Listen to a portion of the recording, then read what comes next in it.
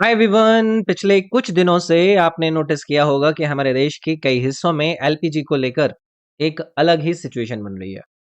कहीं सिलेंडर्स की शॉर्टेज की खबरें आ रही हैं, कहीं लोग लंबी लंबी लाइनों में खड़े हुए हैं और धीरे धीरे करके एक पैनिक सा क्रिएट हो रहा है।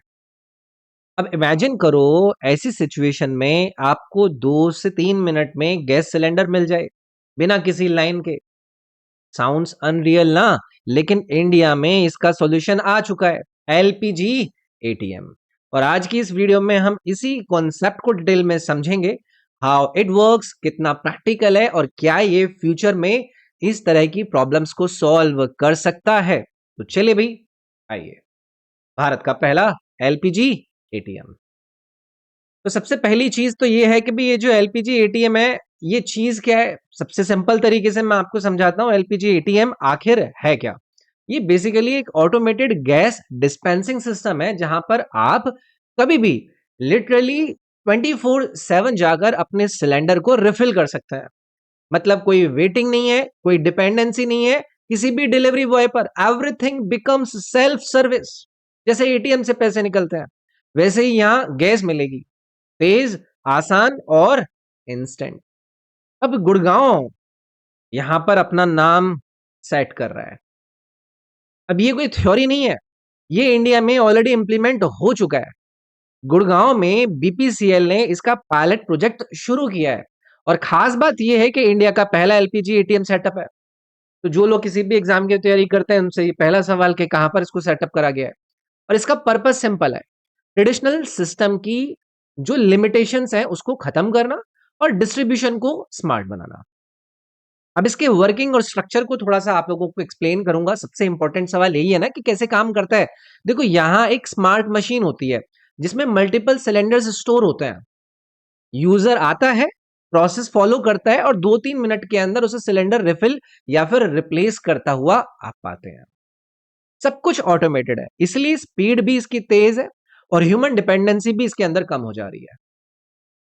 अब इसका एक डिजिटल प्रोसेस है गुरु, वो हमें समझना होगा। पूरी प्रोसेस को स्टेप बाय स्टेप समझते हैं। Step 1, OTP verification. आप अपना मोबाइल नंबर डालते हो और ओटीपी से वेरीफाई अपने आप को करते हो। फिर उसके बाद क्यूआर स्कैन, खाली सिलेंडर का क्यूआर कोड स्कैन किया जाता है। तीसरा स्टेप है पेमेंट, यूपीआई या डिजिटल पेमेंट से पेमेंट आपका कंप्लीट होता है। Step 4, delivery. और बस मशीन ऑटोमेटिकली फिल्ड सिलेंडर आपको दे देती है। पूरी प्रोसेस हार्डली 2 से 3 मिनट।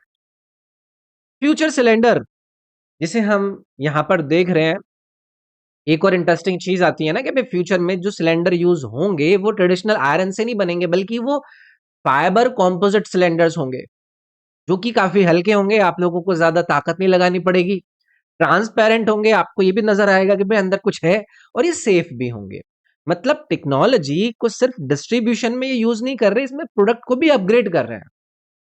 अब थोड़ा सा कंपैरिजन कर लेते हैं कि पहले क्या माहौल था और अब क्या माहौल है, क्योंकि ये जरूरी है। इस कंपैरिजन में हम ट्रेडिशनल और जो स्मार्ट सिस्टम है, उन दोनों के बीच की चीजों को एक बार ध्यान से समझते हैं। जो ट्रेडिशनल सिलेंडर थे, हैवी थे, वेटिंग टाइम बहुत ज्यादा था, मैनुअल प्रोसेस हुआ करता था। और जो अब आपके ये स्मार्ट एलपीजी एटीएम वाली प्रक्रिया आई है ना, यहाँ पर आपको लाइट वेट सिलेंडर्स मिलेंगे, इंस्टेंट उनकी रिफिल करवा सकते हैं, एक ऑटोमेटेड सिस्टम होगा। तो क्लियरली ये एक नेक्स्ट जनरेशन अपडेट है। अब इसकी साइंस और सेफ्टी पर थोड़ी सी बात कर लेते हैं कि आखिरकार इसके अंदर हो क्या रहा है। थोड़ा सा साइंस भी हमें पता होना चाहिए ना कि भाई होता क्या है इसके अंदर। तो एलपीजी एक्चुअली प्रोपेन और ब्यूटेन गैस का मिक्सचर होता है, सभी लोगों ने पढ़ा हुआ होगा।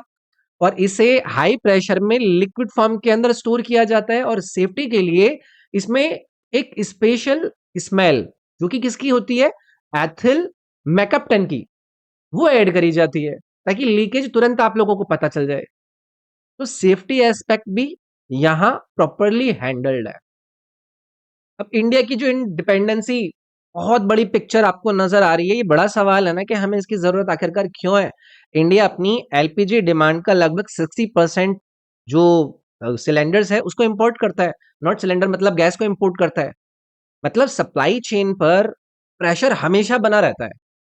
और ऐसे में एक एफिशिएंट डिस्ट्रीब्यूशन सिस्टम होना बहुत ही ज्यादा जरूरी हो जाता है। और इसको लेकर एक ग्लोबल रिस्क भी बना हुआ है जिसको हम जियोपॉलिटिकल एंगल से देखते हैं। आपको करंट की सिचुएशन पता है? अभी करंट की सिचुएशन और कॉम्प्लेक्स है ना। जब हम ये देखते हैं कि जो ग्लोबल फैक्टर्स हैं, जैसे कि आपको मिडिल ईस्ट से एलपीजी को इंपोर्ट करने वाली बात सुनने मिलती है, स्ट्रेट ऑफ हार्मुज जैसे रूट्स पर डिपेंडेंसी हमारी रहती है और वहां पर माहौल बन रखा है, वहां टेंशन आपको नजर आ रही है। तो अगर वहां टेंशन बढ़ती है तो सप्लाई डायरेक्टली इम्पैक्ट होती है ना।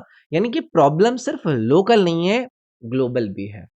अब इसका सॉल्यूशन और इसका एक रोड मैप हम यहाँ पर डिस्कस कर लेते हैं कि सर जी इसका सॉल्यूशन क्या है। तो शॉर्ट टर्म में डिस्ट्रीब्यूशन को हम स्मार्ट बना सकते हैं जैसे कि एलपीजी एटीएम, लेकिन लॉन्ग टर्म में हम प्रोडक्शन को बढ़ाना, ऑल्टरनेटिव्स जैसे कि पीएनजी उसको एक्सपेंड करना, यानी हम पूरे सिस्टम को अपग्रेड करना पड़ेगा, तभी देखो रियल सॉल्यूशन हमें मिलेगा। तो गाइस बात ये है, एलपीजी एटीएम एक छोटा सा इनोवेशन लग सकता है लेकिन इसका इम्पैक्ट बहुत बड़ा हो सकता है। ना सिर्फ कन्वीनियंस बढ़ेगी बल्कि क्राइसिस सिचुएशंस में पैनिक को भी कम कर सकता है। तो आप बताओ, आपको क्या लगता है ये सिस्टम पूरे इंडिया में आना चाहिए या नहीं आना चाहिए? तो कमेंट आपको जरूर करना है, और अगर ये वीडियो आपको यूजफुल लगा हो तो इसको लाइक करना है, इसको शेयर करना है, और चैनल पर अगर आप नए हैं तो चैनल को सब्सक्राइब